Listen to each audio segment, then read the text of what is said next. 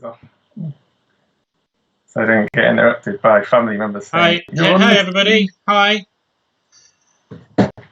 So we're live, everybody, live on the show. Hello, Robin. I imagine you're somehow related to Kevin. So we are live. Can anybody before we actually start? Should we do a soft check? Can everybody hear us? Okay. Kevin, say something. Hello. Can everybody hear me? Okay.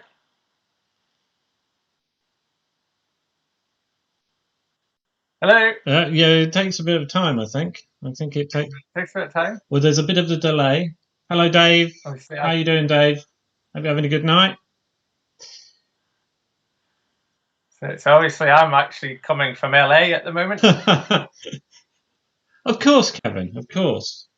It couldn't be here for the the Oscars. Loud and clear. So we're loud and clear. So yes, excellent stuff. We'll allow another minute or so for people to file in. So how is everybody today? How is everybody? Kevin, are you having a good day? Yeah, a great day. Yeah, very good. So we'll start then. Hello, everybody. Welcome to the second edition of the. I'll pull that down so that everybody can see. There we go. Oh, fiddlesticks. Anyway, hello, everybody. Welcome to the second edition of the Transport Tavern, and I hope you're having a good day. I'm here with my very good friend, partner in crime, and all-round good chap, Dr. Kevin Tennent. How are you doing, Kevin? Great, yeah. There's no reason that my window is currently going a bit mad, is it? I'm not entirely sure, but hope. But yeah, I'm great, yeah. So. And so Kevin, if you could just give everybody a sort of brief. Yeah, Kevin's video window is doing something a little odd, but Kevin, if you could just give us a brief outline of what you do, what your job is, and how you roll. Yeah, so I'm a senior lecturer now in management at the York Management School at the University of York. So though I haven't been there normally, so I kind of teach sort of management strategy and international management and some management history as well. And I do kind of research into kind of corporate governance and also areas around transport. And some of you might also know me for the work that I did on football. Yeah, and the 1966 FIFA World Cup and that kind of thing as well. So I've done a kind of varied amount of research, but it's all kind of in the sort of business and management history kind of area. So I look at the kind of history of management and history of business. Yeah. So this is, I mean, you started really working on trams around the same time we started working on the London County Council, didn't we? Yeah, that's right. Yeah. So we, from strategic management, we'll get onto that. We'll talk about that. So firstly, as this is, we got some people. Hello, James Fowler. We know you, James. Barry says you're not sitting in front of your bookshelf, Kevin. No, because I thought it would be better to have a white background, although the bookshelf is here. Yes, it's an impressive bookshelf. So Barry might be used to seeing me a bit further along. Yeah. So, firstly, we'll go on to what are we drinking, because we are a tavern. So, I am drinking today the Wild Beer Somerset Wild, which is a wild beer. It's a sour beer, spontaneously fermented. It's very nice, very fruity and very dry. Kevin, what are you drinking? So this is Hilltop Blonde, which comes from, well, it's a kind of a microbrewery pub near here. So the guy that runs the pub put a brewery in the back. So it's a well-known place to kind of camera people in the South Yorkshire area. It has been for a while, but now they have a brewery in the back. So during the kind of lockdown period, the pub's been keeping going by supplying us with beer. So yeah, and that's something the tavern, not just beer producers, and we don't always be drinking beer. There'll be tea and there'll be water sometimes, but just supporting small breweries who are having a bit of a difficult time at the moment. So that's what we're going to be doing. So on to the show, on to the main event. So PowerPoint. I've actually got a question from James, who says, can we ask questions? Well, yeah, this is a bit of a Q&A, and I will keep an eye. Simon Mullen is in the room as well. Hello, Simon. Oh, hi, Simon. Yes, it's a meeting of great minds. And so, yes. Anyway, so Kevin, on with the show. So tell us about this first slide. Okay, so where did we start with this? This actually kind of went quite a long way back to when I was doing my PhD, and I was lucky enough to work with David's kind of mentor of sorts as well, Terry Gerbish, who had written, of course, the famous big books on British Rail and so on. And I was kind of aware from this that there was a lot of work on railways in this sense, but not so much on tramways. And I was also aware that my other supervisor, Tim Leinig, who some of you may know for his famous campaigns on parliamentary stations and all this kind of thing, and making trains from Surbiton quicker, he was interested in passenger social savings, which basically means the real amount of time it takes you to get from somewhere if you count in the waiting time as well. So he started to look at tramways, and at that time he went to the library at LSE and said, well, the only book that's there starts with a chapter called A Few Reminiscences. And there's not much kind of quality kind of sort of historical or business historical writing around it. So that was why I thought, well, there's obviously some kind of opportunity here to start looking at these organisations and how they functioned and so on. Just, Kevin, to broaden that out a second, and it's something I'm aware of as somebody who used to work in it, but there's also a dearth of sort of discussion about strategic management in local government generally, isn't there? Yeah, so to broaden out to kind of local government, we know a bit about, well, we know quite a lot about public policy in the current era, obviously, so there's a lot of work on that from people like Tony Travers and these kinds of people. Richard Common, that I used to work with at York as well, to some extent, people like this have done kind of work on this, but there's less kind of historical work, particularly so when you start to look at it, what you start to realise is that local government in the 19th century and into the early 20th was, although it was constituted as a democratic organisation, if you like, and there were committees and there were these kinds of structures, it was kind of constituted as a business as well. Yeah. I mean, that's... So tramways were, and also not just tramways, so tramways are really the end of the process. You get gas, you get water, you get electricity, and they were often municipally owned, and they were expected to make money for the local authority. And really, and this actually kind of dovetails with other work that I've done looking at foreign direct investment overseas, because what I realised was that actually a lot of the sort of processes around investment in this period were not very different from if the tramway was, say, in Buenos Aires or Cape Town, or in York. So the way that it worked was that you got local shareholders, or you got rather locals often, or the capital markets in London, or there are also regional capital markets in places like Leeds and Newcastle in Glasgow, for example, and they would often put up the capital in the form of loans, basically debentures to local authorities. You could lend more cheaply than private firms often. And I mean, but a similar kind of structure would happen, and then there would be an expectation that these tramways would make money. So yeah, I think that's what we found with, if we think about, say, London, we very much found that they were approaching it as a sort of going concern and money making business, and they use the word profit. They are thinking about it, and a lot of them are business people as well in the outside world, aren't they?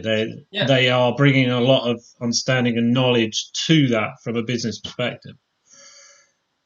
Yeah. So what surprised me about this actually, was the extent to which the term profit itself was actually used, because again, so more modern local government accounting, you would tend to talk about surplus and deficit rather than profit and loss in the same terminology. I guess. But yeah, so I went. So what I kind of started from with this really was I went to before we even looked at the London stuff, I went to the archives in York, the city archives, and Hence just this stored it up. picture. The tramway belts, hence this picture. So yeah, so what I kind of started from, and was looking at the system in York, and what you have in the picture actually describes, or it kind of illustrates quite well, sort of the kind of public-private hybrid kind of nature of tramways in this period. So where the camera is, this is a village called Acomb on the edge of York. In which you used to live, did you not? In which I actually used to live. So I live not far from where this picture is taken. I know exactly now where this picture is taken. But the interesting thing is that where the tram is in the picture is in York, and where the camera is sitting and where the little boy is walking towards the camera there is actually in the West Riding of Yorkshire. So that's the boundary to the authorities, isn't it? So the point is that, yeah, so municipal sort of trading as it happened could only really happen. So this is one of the interesting things, is there is a private or a profit-making logic or approach, profit-maximizing approach almost, to most of these cases. But at the same time, it has to happen within a legislative framework. So just as companies have a legislative framework by registering at Companies House, and that had existed since 1844 or thereabouts by then. Yeah. What you get is the Tramways Act Tramways Act 1870 and the Light Railways Act 1896, and they allow you to set up these kind of systems. So what had happened in this particular case was that Acomb was at this time still a parish council, but actually refused York Council permission to extend the tramway into Acomb. That's very reminiscent of sort of debates we saw over the overhead lines about local parishes not allowing one of the reasons that the conduit system is adopted in London is to get over this, should we say, aesthetic problem for many of the parishes. Should we move on, Kevin, to have a quick look? Yeah, because so a few more slides will kind of explain things there a bit better as well. So some network maps. So just to show context and spread. So yeah, one of the biggest was Sheffield and the Rotherham area, and that also carried on further up north of the picture as well, into kind of Dearne Valley and Mexborough and Swinton, and places like this, So, but yeah, one of the things that's quite interesting here as well is the start of, if you notice, particularly the Rotherham sort of network. So the orange lines in the top right of the picture, where it says Rotherham, are the Rotherham Corporation Tramways. So if you notice the kind of star shape there, of radial lines coming out of the city centre. Now Sheffield has a similar structure with a few more lines going across the way. So Sheffield are the kind of purpley, I don't know what you call it, magenta sort of lines. So what you have there is the network run by Sheffield Corporation and then Rotherham Corporation, and the two kind of joined up and ran services cooperatively. They did have across each other's system, but they were completely independent as well at the same time. Yeah, let's move on. Glasgow, of course, the biggest network. So Glasgow obviously is the absolute, and this was kind of probably where my interest started, to be honest, because getting to visit my relatives in Glasgow when I was a kid, the Glasgow trams was sort of greatest thing that ever existed until they didn't exist. Always. I mean, there's questions around there about sort of longevity and the factors behind its longevity, because it's got a Glasgow. You say 1872. Is that from the start of the horse tramways? Yeah, so that's the start of horse tramways, and then actually at that time it was a private company. Yeah, like most places. So as with most places, it starts with a private company, and then it gets bought out by the municipal authority around 1900. There is a slight difference of Scotland as well that we have to point out, which was that local authorities in Scotland weren't technically allowed to make a profit. Yeah. However, this is kind of so. Glasgow had a policy of civic philanthropy as well. So even now, Glasgow has a lot of free museums, including the Transport Museum there, but others as well, like the Kelvin Grove Art Gallery and the Museum of Religion and others. And what they did was there's a thing called the Common Good Fund that the council used to buy estates in rural areas like Argyll. Yeah. And they paid the profits of the tramways into the Common Good Fund. Mm. So there was but they didn't call it kind of profit making system quite the same way, but they had the same sort of. It was more of a philanthropic. Yeah, I think we've had conversations about whether the word profit kind of actually matters in the sense that I mean the thing is, did Glasgow use the word profit internally inside documents because it denotes perhaps a philosophy there. A sort of whereas they paid it into the Common Good Fund, but whether they could whether they termed it profit and thought about it in the same way, I think they might have done. Yeah, I think they probably did. I mean, that's another so that's a job for another time. Is actually to go and look in the Mitchell Library but the archives for transport tend to be really good. which sounds like not a problem until you actually start using them, because this is the thing, it takes a long time to get anywhere. Yeah. So a good example is we went to look at the London County Council ones, and actually I think the next slide is London. Indeed. So we went to look at the London County Council ones. Blimey. It was just like so dense. So it took 3 hours for me to get through 1 month's worth of material. I thought I was collecting lots of data, and then I realised I'd only collected 1 month's worth of committee meetings. I think lots was happening. I think Kevin and I, who are used to going to business archives, where you might get a line at the top and a decision made, were stunned and overwhelmed. I don't think I think there's still work to be done there, but yeah. So they can be very, so often business archives can be very, very sparse or very to the point kind of thing. So we have a question from Simon. Yeah. Were corporations mainly financed with debt, and if so, who owned the debt? Did local authorities own the debt? Oh, that's a good question. So I don't know really who the bondholders were. That's a good question in of itself. So it was traded on the stock exchange. You can see it there in the stock exchange yearbooks and that kind of thing. But I don't know. I don't know much about who actually owns the debt at this time. Whether it's other local authorities or whether it's the public in a sense. I think that's a fair question for the future. Yes. So. I'm conscious we got 2 topics to talk about. So there's Carlisle, miniature, or a much smaller miniature. Yeah. A smaller system.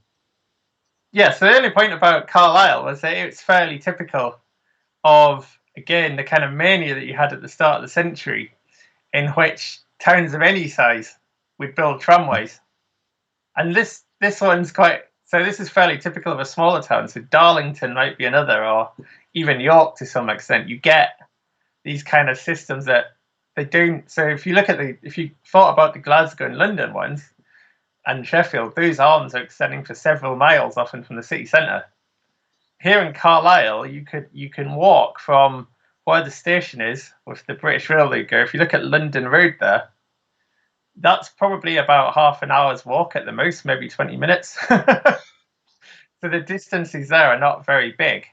And it was more to kind of give them legitimacy in a sense. They built a sort of sense of civic pride and sort of. Yeah. I mean, I think there's a lot more work to be done on looking at actually the management behind the small systems, and it's easy to get drawn. I mean, you've worked at York, of course, but it's easy to get drawn to like the big systems. But in some sense, the small systems are more quirky and interesting, and The other question we didn't really resolve in our paper was about the sort of political leanings, whether that influences. So well, definitely, it's clear that the London system is to the left politically, if you like. but the political leanings are more complicated than we first thought Yeah, as well. it's So a bit of a I read George. I'd read. So people be familiar with George Bernard Shaw as a playwright. So he also wrote a book just called As Bernard Shaw. So he dropped the George. right. But he wrote a book called The Common Sense of Municipal Trading when he was on. So he was actually a councillor on the LCC, and he wrote this book arguing for municipal trading. One of the reasons that he argued for it so strongly was that basically local authorities have a secondary revenue stream in terms of the rates. So that means that you can guarantee the bondholders through the rates, and that's a really important thing to bear in mind. But at the same time, he's also arguing that because of that kind of structure, you could also run utilities like tramways at a kind of a cost coverage basis. Yeah. So it wasn't to. So he's kind of arguing that you make a profit, but it's only a small profit, and that you're supposed to then. So then he sets out a lot of elaborate arguments about, well, you can then reinvest it in higher staff wages. You can reinvest it in lower fares. And I think and in the bigger networks, you see that happening to a greater extent. So Glasgow goes for, I think, a penny fares. London goes for a similar kind of low level. And they're able to kind of charge much lower fares than the private sector companies they took over were. I think that's those are those two impulses, though, aren't they? They're the profit side of things, and they're very absolutely committed to this idea that you can easily meld the sort of business motivations with the social good motivations, that we're going to reinvest that to reduce the rates. We saw this in London, but it's a melding. And I think what we argued in our piece is that because the two people who were in charge of it were had always had very religious, they had a sort of religious conviction. One of them had run a bakery company that allowed all sorts of staff welfare matters. That they brought that philosophy very much to their work on the council. So Kevin, should we move on again? Yeah, let's move on. Yeah. York. So there's a quick. I've heard of this place. I made this myself on what's it called? That map making site. And Benno, I think it's called. So yeah, but again, the point is, look at so what you have here is the starship again. So this kind of starship is important because that focus on radial routes. So yes, some people, I know Simon will probably be there now saying, but that's York's geography. That's partly true, but these kind of starships were quite common again because they wanted to focus on the routes that people were going to use to go into town. Okay, so there's no kind of sense of building up a kind of grid type system, for example, which would allow journeys across the sea. So the interesting thing about York that I found incredible was that to go across the city, you were often expected to go to the railway station and change. There's no or even change 3 times. So the line between Nestgate and Pavement and Heworth is actually a trolley bus.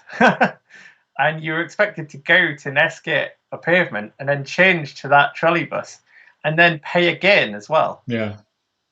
So the idea was, the way that they understood it was not like, so if you think of the way that something like TfL charges now, in which you have I know it's a bit, until now, it might change, but in normal times they have a zonal system, and this is actually a continental invention. It's not a British invention as such. So my PhD student James, or former PhD student James, he's watching, did a lot more work on this on the London Underground, and but what the idea was is that the accounting was done on a route by route basis. So Hull Road to the railway station or Haxby Road to the railway station would be one fare, and they would then insist that you pay another fare. So it's quite politically controversial that you could have cross subsidy between the vehicles. So they don't see it in terms of there being a single kind of fare which covers the cost of the whole network, or a zonal system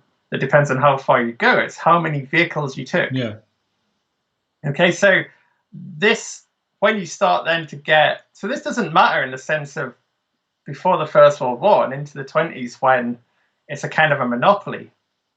But when public transport is becoming less of a monopoly because you're getting more cycling and then eventually more cars, it kind of does matter because it's making it much less competitive. Yeah. And this is one of the big problems. But there was this inimical sense in the British way of doing it that you had to have a single route system of charging, and the accountancy was against each individual vehicle. And there's a great part in the, or great sentence in the York archives where they actually say, well, if somebody takes a tram car and then takes a trolleybus, they'll change at a loss to the tram car. Yeah. So there's a also this is the period with the rise of motor cars and buses and stuff like that, and how that played out throughout the nation is a question, is an interesting question, and whether different councils. I mean, I just wonder if we find some small town somewhere that did try and overcome these problems, and it'd be interesting to know.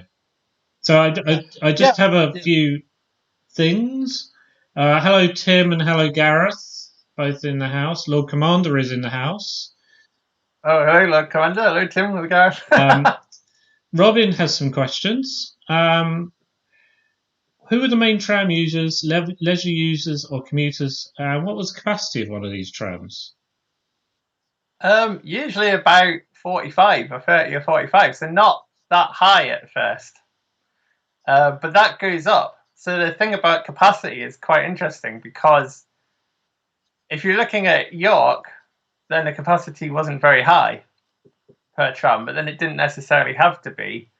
When you get to Sheffield and Glasgow, then you can get, you're getting capacity there where you're getting up to 70 or 80.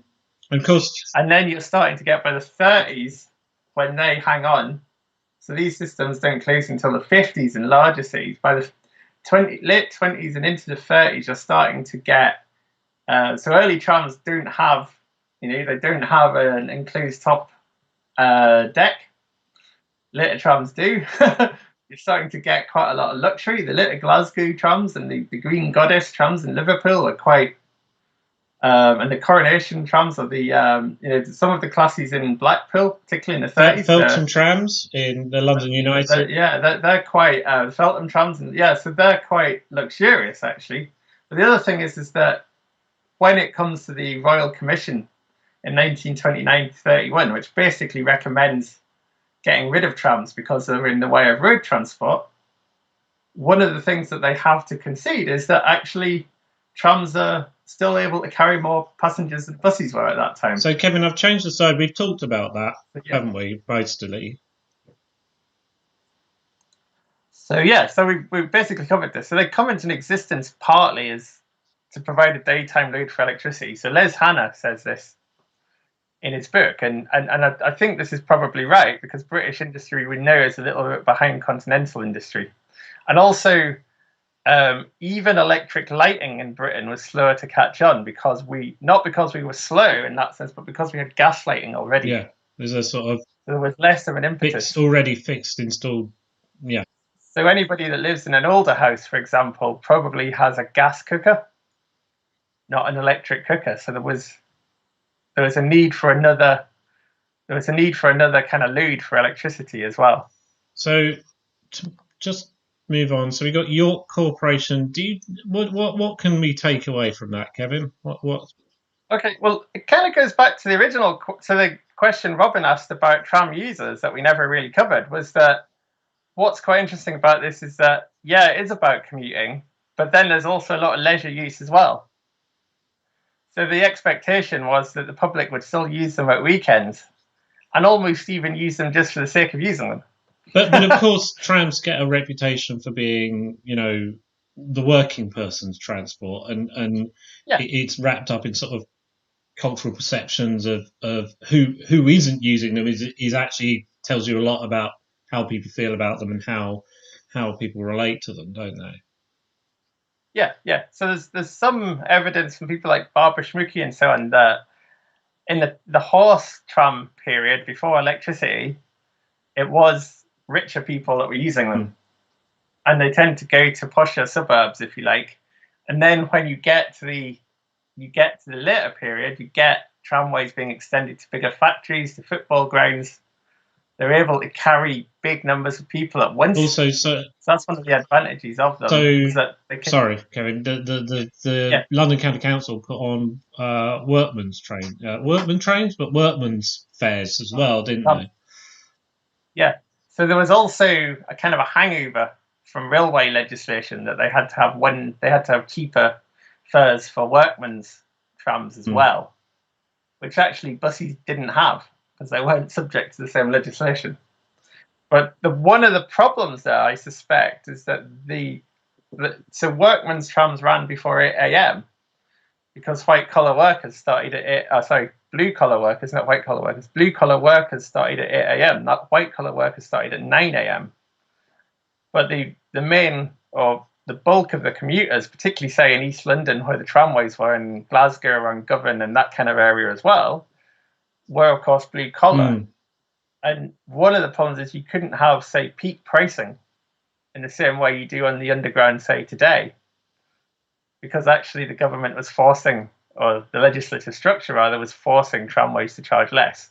So this is one of the things which kind of depresses some of these incomes that we see here. So the point about this particular chart, I know it's a little bit complicated, but so the point is the net capital to be redeemed is the amount coming from the bonds on the left. And the idea was that the tram fares over time would repay this. So again, nowadays there tends to be an expectation that public transport isn't funded fully out of fare box revenue. But this time, the expectation, particularly in York's case, was that it would be funded out of fare box revenue. By the time you get to the late 20s, the council's starting to have to subsidise it on the rates, or from the rates, as they put it. And this was considered to be very poor policy. So when you start to get these negative net profits towards the bottom there, the council's starting to have to subsidise it a lot more. And this is considered to be a bad thing. And this is one of the kind of political catalysts, really, for getting rid of tramways. So they become looked upon as a liability, don't they? I mean, let's get on to the next, because we're going to talk about. Oh, there you go. So this is a great slide because, who's going to want to travel on an open deck? So it's great at Critch, right? And Beamish. Sure. In July, August, but this this is in York in the early 30s, in the snow. So I'd like to be on the top of that, eh? We were proper then. So legislative effects of the 19, because this is a key point, isn't it? And for you particularly in your work. Yeah. So the other point is that so the smaller cities like York and Carlisle and so on are one thing. The bigger cities, so Richard Buckley in his thesis on Sheffield and Doncaster, he actually shows that certainly Sheffield, they make gross profits into the late 30s, and actually again after the war in the 50s. And some of the summary statistics show that these tramways around the time of the Second World War are actually at their most efficient. But there's another political reason to get rid of them now, and that is that they're in the way of cars, basically. So the number of cars on the road is increasing by about 1 million a decade, roughly speaking. 2 million on the road. 2 million on the road in 1939, just over. Yeah. And the accident rate in the 20s, so I forget the exact figures, but it was something like 100,000 fatal accidents all the way through the 20s.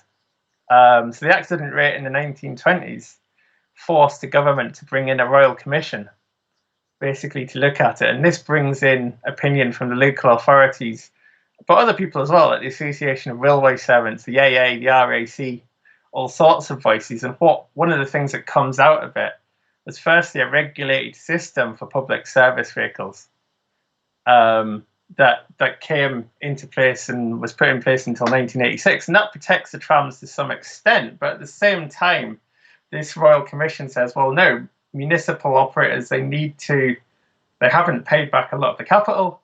And they need to head towards trolley buses to first use the overhead lines. And then they need to head towards using diesel buses. Yeah. When the tramways are fully depreciated as far as possible. So this kind of gives the local. So this wasn't legally binding. It gives the local authorities an excuse, and some local authorities did want to hang on later. So Liverpool and Dundee and a few others wanted to keep their systems going later, actually. But the other thing is, if we go on to the next page, the highway code comes in as part of this setup, and you can download the first highway code from Wikipedia. It's out there because it's basically public domain. And the point is that the idea that you have in the highway code that if you're driving a car and somebody else is in front of you, and you can sort of you overtake them like that on the right. Well, that's appearing on the left, but the point is you can overtake them on the right, or you have to overtake them on the right. So undertaking is illegal in this country essentially, except in the case of trams, right? So the highway code is supposedly for all road users. Cyclists, horse riders, pedestrians, car drivers, even steam, roller drivers, lorries, the whole lot, buses. But actually, the only place that trams appear in it is in this brief reference to undertaking. So they're not actually properly integrated into the highway code. And this whole issue of undertaking becomes part of the problem, because if you think back to our first slide, the tram's in the middle of the street because it didn't really matter at that time. Not much motor traffic around. So the case was either kind of move tramways to the side of the street or get rid of them, essentially. So it was easier in that sense to get rid of them as well. And this is an interesting thing. There's a sort of tram being cast as an obstruction. We actually, so I did some digging. And I found there's a similar discourse in Spain as well around tramways. Yeah. That they're considered obstructions rather than another part of the highway infrastructure. Yeah. So and that happens all across Europe in different ways. So, I know that Sweden, in Stockholm, they got rid of them because they were moving from driving on the left to driving on the right, and and that was just used as an excuse partly to get rid of them, for example. So that whole discourse kind of comes into play and says, oh no, they're in the way, they have to be moved. But what is also interesting is that what fascinated me a lot was I was in the archives in Newcastle looking for something completely different, actually, and I stumbled upon in the council minutes them abandoning trolley buses, and the list of reasons given was basically the same. Right, so trolley buses have more manoeuvrability. They can go across the street. They can, as long as they don't fall out of range of the wires. But they say, oh, they're in the way of emergency vehicles. They're in the way of the traffic. They're in the way of a free traffic flow. So we'll sort of wrap up now on trams, because we have the star of the show.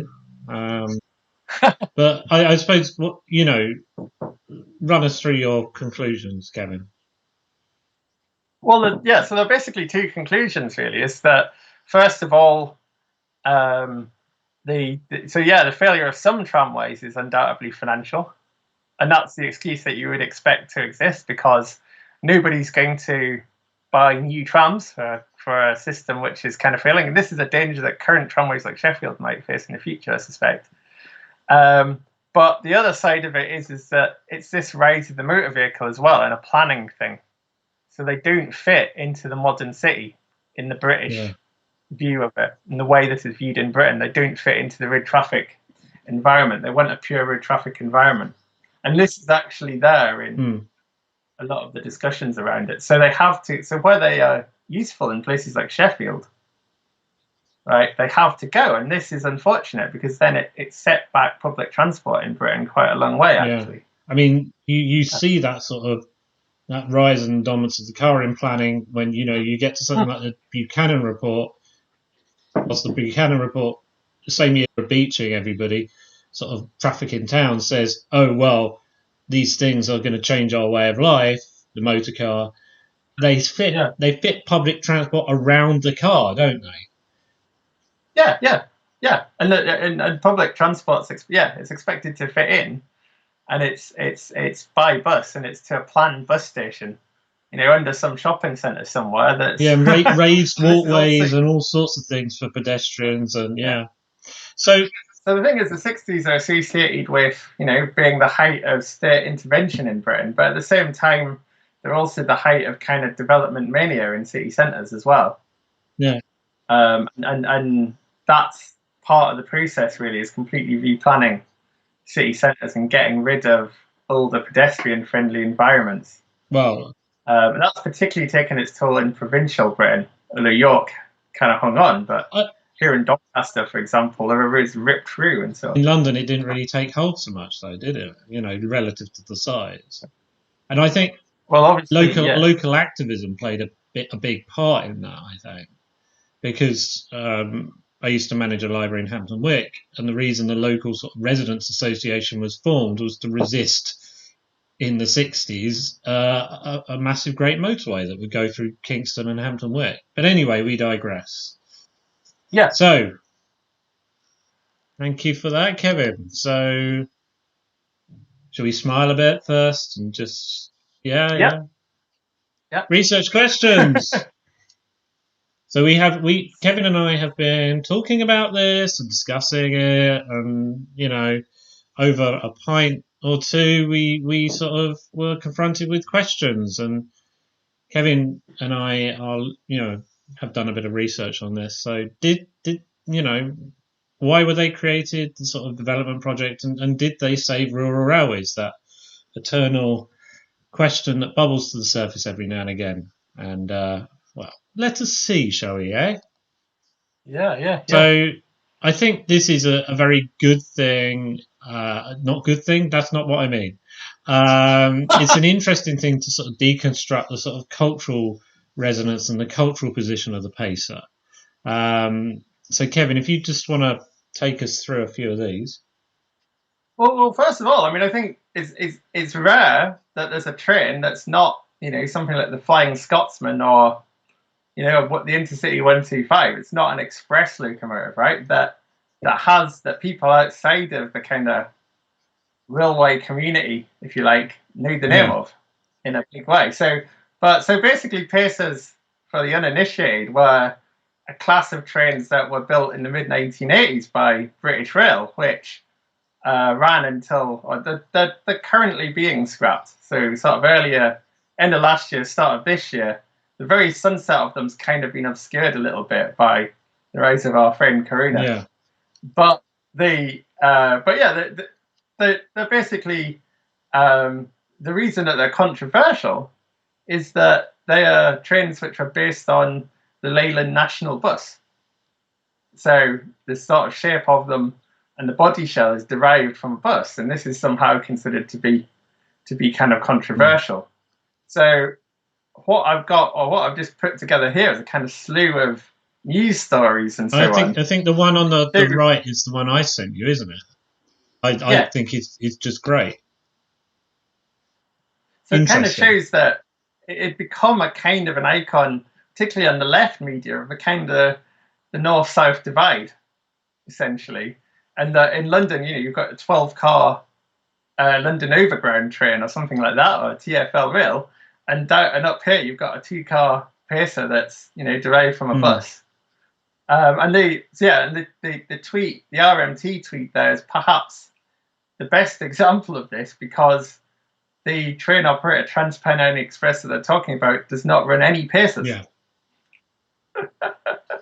It's become a symbol of more than itself. Yeah, so it's become a symbol of kind of neglect almost, or underfunding, or something like this, the north-south divide. But at the same time, this is given a kind of ironic cultural cachet as well. Right, so so there's this whole kind of interest, so we've got pacer cakes, Hornby. They're now available in Engage. Someone correct me if I'm wrong, but I am really eager to get one. I just have it in there in my head. So anyway, I digress. Yeah. There's a lot of ironic interest, if you like, which has come around in the last maybe 5 or 6 years particularly, but it was always there, I think. Yeah. but it has grown. I suppose there's a story, a sort of the cultural history of the pacer, which we did talk about, as well as something Yeah, to think about this idea that how do those two threads interact and interweave, and where are the breaks? yeah. So there are legitimate critiques of pacers. So they do have relatively poor ride quality in some ways, for example. Perhaps. But but then again, I mean, I will confess, people, that I grew up not. I mean, Kevin knows about Pacers more than I. I didn't grow up with Pacers. I grew up on the southwestern outer London network, so they're not something that's in sort of lodged in my head. If Hornby want to produce a class 455, I'll be happy.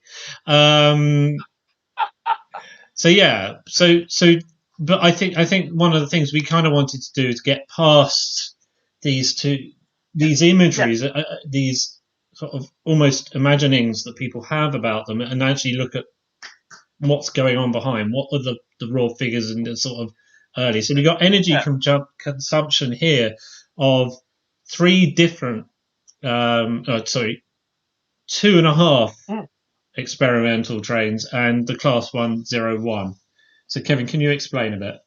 Yeah. So the background here is this is material from the National Archives, from the Pacer Development Project, basically. So I'm old enough to remember when Pacers were the next big thing, and the kind of 1980s really, and early 90s, and at that time they didn't really suffer from quite the poor reputation they do now. But this is basically a table which was produced based on tests of one of the very earliest prototypes, which was actually much closer to a Leyland bus than the production models were later. And basically, this is trying to construct the idea that the Pacer will be cheaper to run than a heavy rail train, basically. So the Class 101 DMU, which you see on the right there, is much closer to the kind of conventional heavy train that you would see running on the network otherwise. And the point is just to show that the energy consumption in kilowatt hours, right, for the lightweight DMU, which is the Pacer prototype, will be much lighter than these other variations which BR are testing at that time. So what they're doing here is they're doing tests and they're doing research, but they're actually constructing the case for building it as well, which I find quite interesting. Because already in the project to build the train, there are already senses that it's a little bit suboptimal. Yeah. Okay, so so this is quite interesting. I think if we move forward a couple, so we've got the Kevin, next slide. just before we move on, Simon has asked why were they called Pacers? Oh, that's a good question. I think it was because they also had sprinter classes which were brought in slightly later, and so an idea was needed that they could be, it gave a sense that they were sort of fast, but not that fast. So this is the next slide, Kevin. Comparison of performance and energy consumption.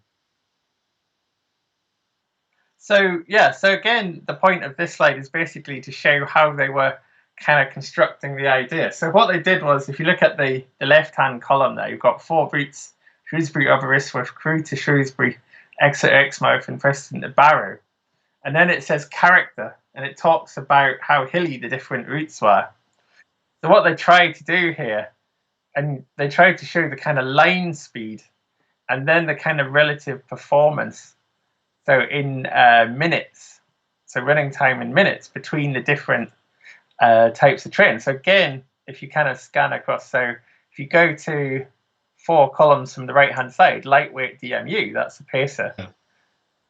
Essentially, this is shown to be, okay, it's competitive with the Class 210, but if you remember the slide before, the Class 210 was shown to be less energy efficient. Yeah.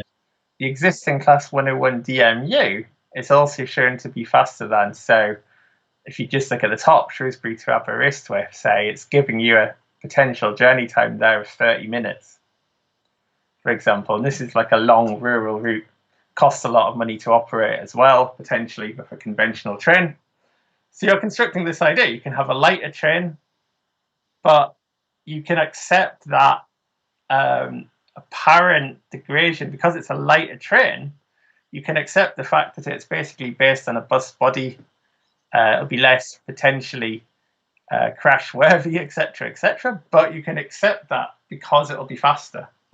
You make it lighter, you make it faster in a sense. And this is the kind of some of the kind of development models which were pushed. So the drawing on the left was never actually built, but this is one of the great sort of development files from the National Archives. It's much more curvy. It's a bit more. It's like a lot of these sorts of artistic.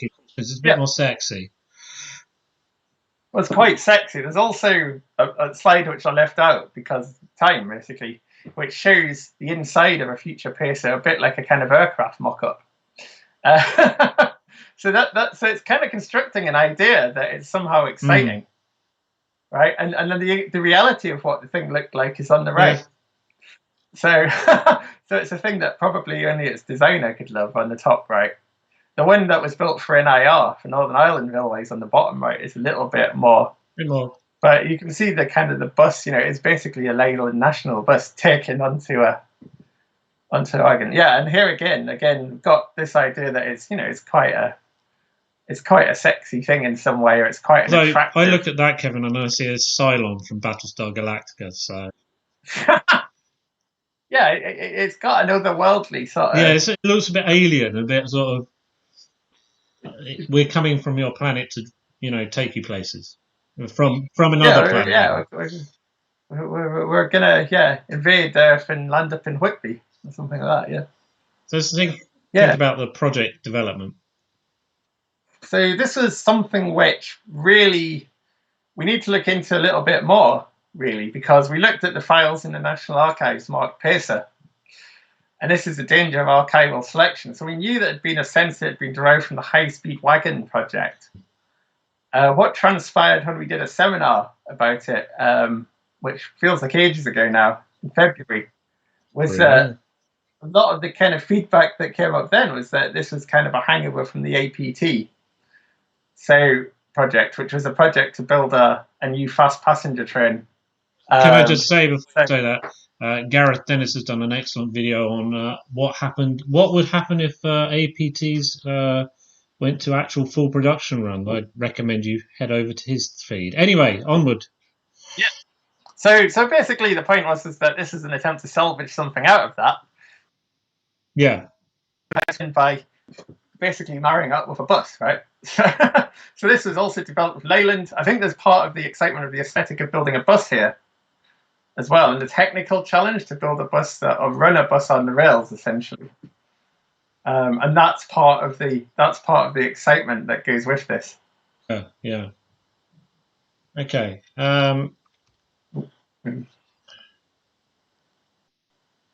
So this is something I was it you who photographed it or me? No, you found this. You said, "Oh, I'd like to see the invoice for Class 142." Yeah, that's an invoice from Browse. So that's one unit, basically. I think 1 unit. If you want yourself a pacer in 1987, it's £364,000 roughly. So I really put this in just to show the kind of level of granular detail that there is in the National Archives about pacers. Yeah, and I think we're coming up against the same problem we came up, well, not problem, but sort of research issue we came up against with London County Council would be even more so. Just detail, eh? Yeah. So detail, and it's quite difficult to then reduce that to a 10,000 word or less academic paper. But yeah, this is so that's what's happening there, and these are kind of net present value comparisons. And the point about this graph really is to show.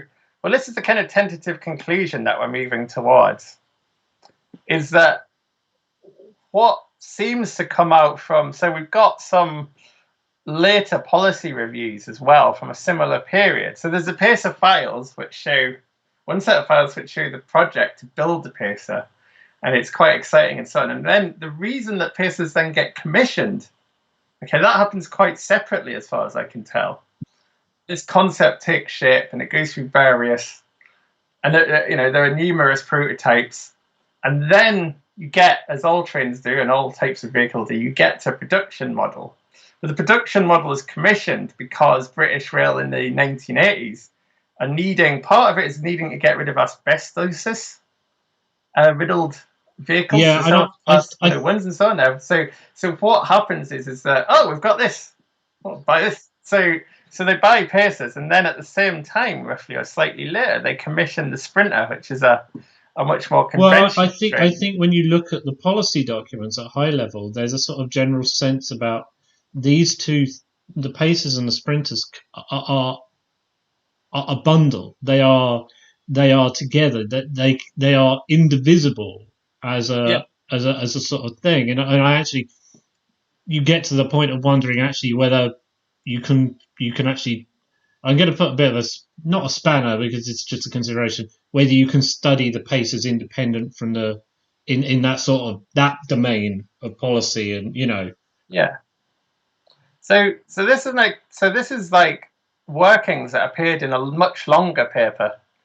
And basically this is trying to predict for the sort of net present value, which is the difference between, so it's the present value of cash inflows and the present value of cash outflows, essentially. So what they're trying to do is that they're trying to show here the potential value of the replacement of the train, essentially.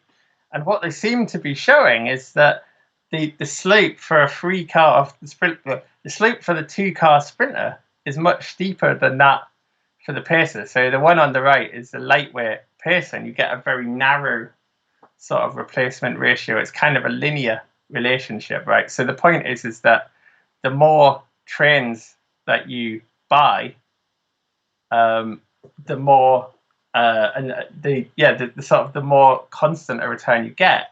Whereas the idea is that if you replace all the DMUs with a 2-car Sprinter, you get a much steeper kind of replacement ratio, and this means that you get a much quicker, essentially, return on capital as well. And if we go on to the next slide, I think that's quite informative here. So unfortunately, the print on the next slide is not very good. So just before we go on, Kevin, I've got a couple of, one comment. BR managers, and I've heard this before. BR managers I interviewed as from Lynn, sorry. BR managers Lynn interviewed about another topic were hugely embarrassed by Pacers and viewed them as crap and not real trains. And I've heard that from other officials that they hated introducing them because they didn't think they were proper to use they didn't like them. They didn't anyway. They did. So anyway, so they didn't like them, but also there seems to be a kind of a skew against them in the figures. So that so whether or not this is constructed, and this is the other thing, right, is that accounting figures can be constructed. So we've got to be a little bit careful about this. But what this figure seemed to show was that the cost per annum. So if you look in the middle there, you've got the cost per annum of a Class 142, and the cost per annum of Class 142 was much higher there. So 163224, and for total, I think that's with maintenance 91,200, a total of £254,524. Whereas I think the Class 142 is the one at the bottom there. So and 150 is at the bottom. 150, sorry, yeah. So the Class 150 Sprinter, which is basically the alternative. Yeah, it's cheaper. To the Pacer is slightly cheaper. Now, you might say, okay, £20,000. Yeah, that's not much money. But if we're multiplying that up over many vehicles, of course, then you're running into many millions potentially. Now, it is clear. So if we go to the top figures there, I think that's the Class 107, is it? I think it's 108. 108. So that cost per annum there is like £500,000. So yeah, so it's in both classes, it's quite a reduction. So it's quite a reduction. So you're getting. So one of the things that they were saving money on is depot stuff. These trains, they don't need turning round as much. They don't need the same level of maintenance. They've got fewer moving parts and things like this. So they're saving money in these senses. Okay, so it's clear that it's a reduction, but the calculations then start to favour sprinters over pacers, essentially. So the like-for-like cost comparison of a Class 150 sprinter, it doesn't seem to be as good. So you get a couple of, so you get 4 classes of pacer ordered, and then not many more. Now the reason that this matters, though, is that the claim that pacers in some way then saved the provincial part of British Rail and saved rural railways is possibly a little bit shaky. And we'll get onto this now, will we? Because it's no better or worse than any other train that you could have introduced. So Kevin and I was sort of, talking about this, and we were talking about, well, this question is at the heart of the pacer question in history. How much is this a narrative? And I think BR was actually at times good at sort of spinning a narrative and spinning out, a particular perception. I mean, I've this week I've sort of determined that the term the Sparks effect, whether it was used internally but externally, it was used from 1975, but people place it back even further, So it's we were doing this, and I wonder. You've got the first thing you say there, but I'm thinking about the documents. I'm thinking, well, bus substitution is part of the Deregulation Act of the mid 80s, allowing BR, and you get all these documents from government officials going, well, we need to put pressure on BR to close lines, and the bus substitution was actually BR's idea, the chairman's, but they don't really put pressure on. It doesn't strike me that the government is pushing hard enough from the mid 80s before the pacers brought in to actually be concerned to cut costs in that way. Yeah, I think it's interesting because the politics around them seem to be moving. So the Settle and Carlisle affair seems to be a sort of a pivotal kind of political moment, really. Yeah. In which suddenly, rural railways become, they're almost. I've kind of come to. So again, this is an area where, my old colleague Tim used to say, well, there are parts of the Highlands where it would be cheaper for them to buy helicopters and fly everybody to Mallaig by helicopter, right? But the thing about, or kind of locality, whatever, but the thing about rural railways is they're a bit like the Football World Cup. They don't necessarily make money of themselves, but they make people happy in some way. Yeah. They have an intangible benefit, right? But also, I think by the late 80s, BR has and again, I get this from sort of the initial readings of the document. So the bridge, forgive me, a bridge goes down in like 1988, 1987, and the BR immediately announced that they're going to reopen the line. So this would have been a perfect opportunity to bus substitute, but they act and they don't even pay attention to the government, the Ministry of Transport. You get these letters in the ministry. You get, the Prime Minister's office going, well, what they've announced it now. So that shows a sort of confidence about rural railways, and a sort of, we don't need to worry about the government. And that's the point at which pacers are really coming in, because, of course, as you've got there, Kevin, about the gearbox. Yeah. So the gearbox episode, I think, partly tarnishes the reputation of the pacers and possibly creates that sense of ironic reputation, in a sense, because the pacers had gearboxes that were made by self-changing gears, which is basically part of British Leyland. So, and British Leyland, let's not forget, didn't have a great reputation, right, as a firm. But the problem was that the trains were breaking down very frequently, and about half the fleet was for PTE, passenger transport executive use, and the passenger transport executives like Tyne and Wear in South Yorkshire, West Yorkshire, they basically paid BR to operate the services on their behalf, and they ended up in legal dispute about the number of pacers that were failing. So all of the gearboxes had to be changed. Now there was some dispute because BR used they changed the gearboxes on the non-PTE ones first. So the ones they were using for services outside of urban areas, they changed first. But the bigger point here is that half of this fleet of 80 trains it was being used in urban areas. Yeah, it wasn't anywhere near rural railways. And I think the other thing about this is that the long-term mistake there, or not, it's not a mistake. It's a strategic planning problem, right? Because as we know, the graph of rail travel, average rail travel in Britain, is kind of flatlining through the 80s, and then in about 1994, it surprises everybody by starting to go up.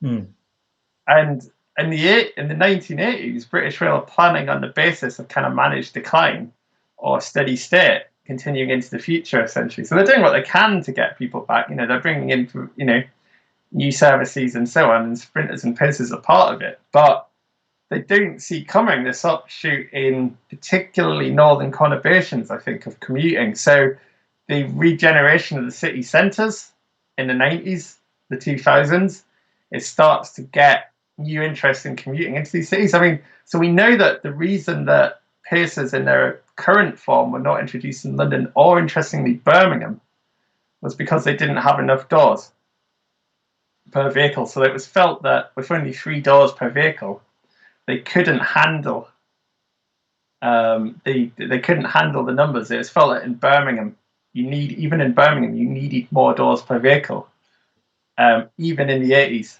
But if you were building for Manchester and Leeds and Sheffield to Doncaster, say, Newcastle to Sunderland later, you might have built a higher density vehicle.